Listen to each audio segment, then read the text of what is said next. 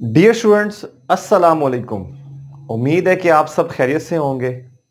मैं हूं आपका फिजिक्स टीचर अहमद वकास और वेलकम करता हूं आपको अपने यूट्यूब चैनल फिजिक्स एक्सपेंशन पर।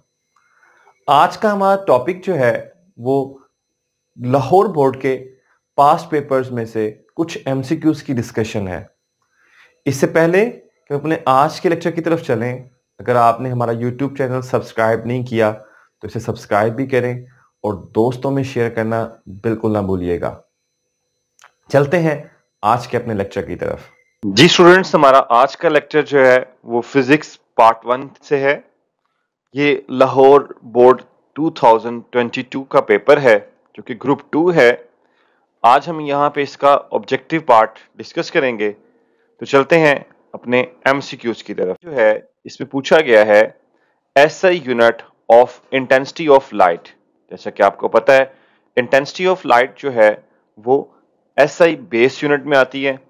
एसआई बेस यूनिट 7 है, जिसमें से एक इंटेंसिटी ऑफ लाइट जिसका यूनिट जो है वो कैंडिला आता है। तो यहाँ पर option C is the right answer. MCQs नंबर 2 पर चलते हैं, जिसमें पूछा गया है SI system is built up by how many kinds of units. SI system आपके पास यहाँ पर डिफरेंट ऑप्शंस हैं 6, 5, 4 एंड 3।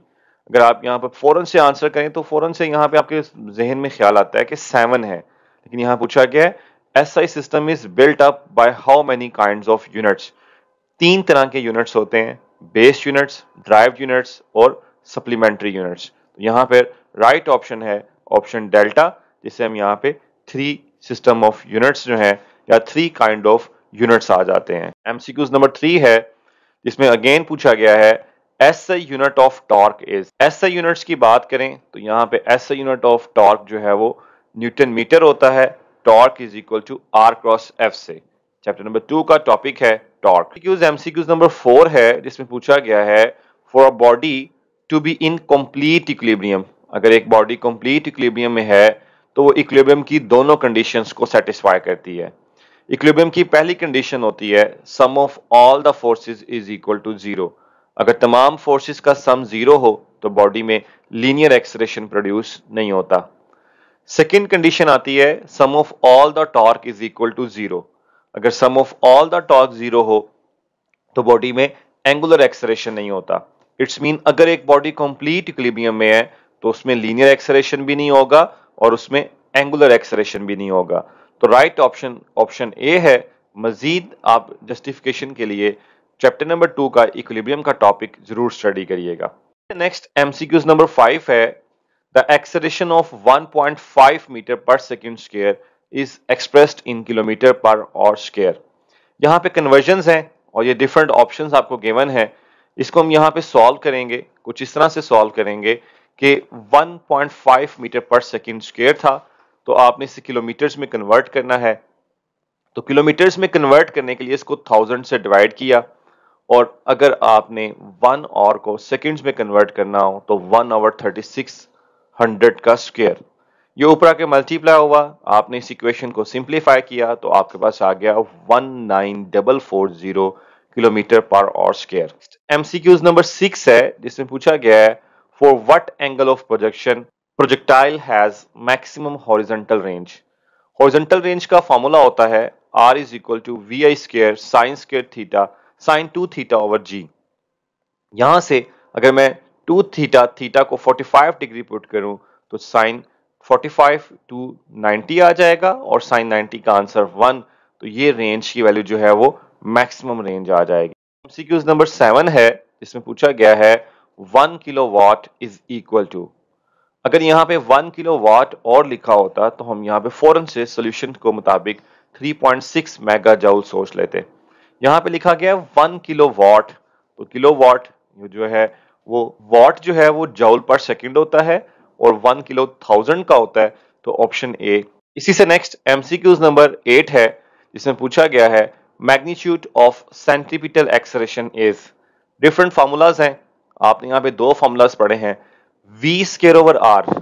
यहाँ पे वी स्क्वायर की वैल्यूज गिवन नहीं है, तो राइट ऑप्शन वी की वैल्यूज आर ओमेगा पुट करने के बाद हमें जो यहाँ पर हासिल होती है वो है जी आर ओमेगा स्क्वायर। और ये आप चैप्टर नंबर 5 का टॉपिक है सेंटीमीटर फोर्स, वहां से आप इसको मजीद कंफर्मेशन ले सकते हैं। इससे नेक्स्ट एमसीक्यूज नंबर 9 है, जिसमें पूछा गया है 1 torque in Newton per metre square is equal to, different options हैं। इसमें आपको पता है कि ये सिंपल कैलकुलेशन है, इसका आंसर जो है वो 133.3 न्यूटन पर मीटर स्क्वायर जो होता है वो 1 टॉर्क के इक्वल होता है। चैप्टर नंबर 6 का टॉपिक था ब्लड फ्लो, वहां से आप इसको मजीद क्लेरिफाई कर सकते हैं। इसी से नेक्स्ट एमसीक्यूज नंबर 10 है radius of geostationary orbit is, और डिफरेंट ऑप्शंस हैं। फौरन से टिक करते हैं 4.23 10⁴ किलोमीटर पर, यह आपकी बुक में टॉपिक था जियोस्टेशनरी ऑर्बिट का, वहां पे हमने इसके फॉर्मूला को कैलकुलेट भी किया हुआ है और इसकी फाइनल वैल्यू आपको जुबानी याद करनी पड़ती है। मजीद अगर हम क्लेरिफाई करें, इसमें से मजीद एमसीक्यूज देखें, तो जो जियोस्टेशनरी ऑर्बिट्स होते हैं उनकी ग्राउंड से हाइट जो है वो 36,000 किलोमीटर की हाइट पर होती है। एमसीक्यूज नंबर 11 पर चलते हैं, तो इसमें पूछा गया है example of mechanical waves is, और ऑप्शंस हैं water wave, radio wave, infrared wave और अल्ट्रावायलेट वेव। तो best option will be water wave, ठीक है जी, क्योंकि ये ही एक मैकेनिकल वेव है, बाकी तमाम तरह की वेव जो है वो इलेक्ट्रोमैग्नेटिक वेव में आ जाती हैं। जी स्टूडेंट, एमसीक्यूज नंबर 12 में पूछा गया है distance between node and consecutive anti node is, और डिफरेंट ऑप्शंस हैं। इसके आंसर की तरफ चलने से पहले हम छोटी सी एक डायग्राम देखते हैं। इस डायग्राम में स्टार्टिंग पॉइंट जो है वो नोड है, फिर एंटी नोड है, फिर नोड, फिर एंटी नोड और फिर नोड। ये कंप्लीट एक वेवलेंथ बन जाती है। अगर आप कोई से भी दो कंसेक्टिव नोड या दो कंसेक्टिव एंटी नोड के दरमियान डिस्टेंस निकालें तो वो हाफ ऑफ द वेवलेंथ आता है। लेकिन अगर आप यहां पर डिस्टेंस फाइंड करें, distance between consecutive node and anti node, तो वो λ/4 आ जाता है। एमसीक्यूज नंबर 13 में पूछा गया है open end of an organ pipe act as, open organ pipe जो है वो एक्ट करता है किस पॉइंट की तरह, ये एंटी नोड पॉइंट की तरह। ये आप टॉपिक है चैप्टर नंबर 8 का stationery waves in air column, chapter number 8 से ये टॉपिक लिया गया है। यहां पर आप इसको मजीद डायग्राम्स को वहां से देख सकते हैं। इससे नेक्स्ट एमसीक्यूज नंबर 14 है, जिसमें पूछा गया है in Young's double slit experiment fringe spacing will be maximum if we use green light, red light, blue light, yellow light. तो यहाँ पे हम इसके फॉर्मूले को देखते हैं, जिसमें लिखा गया है delta Y is equal to λ/L/d। It's mean delta Y is proportional to lambda. तो जिस लाइट की वेवलेंथ लॉन्गेस्ट होगी वो वहां पर जो है वो फ्रिंज स्पेसिंग मैक्सिमम प्रोड्यूस करेगा। तो इस सूरत में यहाँ पे रेड लाइट जो है इसकी लॉन्गेस्ट वेवलेंथ है, इसलिए यहाँ पर इसकी फ्रिंज स्पेसिंग भी मैक्सिमम आ जाएगी। 15 है, जिसमें पूछा गया है if n is a number, if rolling on the grating then the resolving power in the mth order of diffraction is equal to, ये आपके पास resolving power के दो फॉर्मूलास थे, एक 1/α मिनिमम होता है और दूसरा Newton multiply by n multiply by m आता है, जिसमें option B is the right answer. Next MCQ number 16 है for 1 mole of an ideal gas the gas equation, different options हैं PV is equal to nRT, PV is equal to 3RT। n जो है यहाँ पे number of mole को show करता है और ऊपर डाटा में कहा गया है कि 1 मोल ऑफ आइडियल गैस की बात की जा रही है, तो obviously option D is the right answer, जो कि है PV is equal to. Next MCQ number 17 है, जिसमें पूछा गया है SI unit of entropy is. अगर आप SI यूनिट ऑफ एंट्रोपी की बात करें तो वो हमारे पास क्या आता है जी, डिफरेंट ऑप्शंस हैं joule per kilogram, joule per kelvin, kilogram metre per second, joule kelvin. तो यहाँ पर एंट्रोपी जो है चैप्टर नंबर 11 का टॉपिक है, जिसमें आपके पास इसके units delta Q over delta T इसका फॉर्मूला है, तो units obviously joule per kelvin आ जाते हैं। Thank you very much students, ये था हमारा आज का लेक्चर। उम्मीद है कि आपको ये समझ भी आया होगा और आपके लिए फायदेमंद साबित भी हुआ होगा।